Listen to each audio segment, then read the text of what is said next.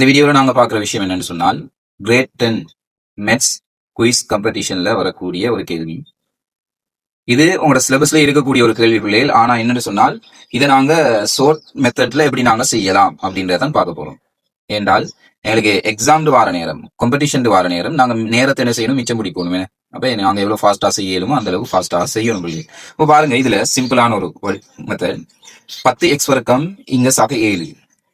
இதை பிள்ளைகள் 10x வர்க்கத்தை நான் என்ன செய்யலாம் என்றால் 5x தர 2x எழுதலாம். நான் இது ரெண்டையும் பெருக்கினா பாருங்க, 5x-ஐயும் 2x-ஐயும் பெருக்கினால் 10x தான் பிள்ளைகள். ஆனா நான் என்ன செஞ்சிருக்கேன், மேல கீழே எழுதிருக்கேன். ஓகே, அடுத்தது பாருங்க பிள்ளைகள், சக 7 பெருக்கம் 1 தர 7 மட்டும்தான் பெருக்கம் எடுக்கலாம்.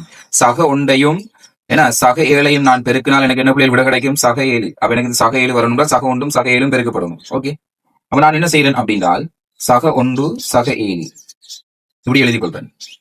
அடுத்தது பிள்ளைகள், இதை நான் மாத்தி எழுதி கொள்றேன் அப்படின்றால் 5x 2x அப்படி எழுதிட்டு மேல சக 7ம் கீழே சக 1ம் வர மாதிரி எழுதி கொள்ளணும்.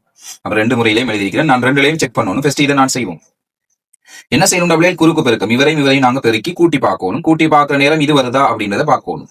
இப்போ பாருங்க பிள்ளைகள், இந்த இடத்துல 5x-ஐயும் நான் சக 7ஐயும் பெருக்கினால் 7 35x வந்துடும்.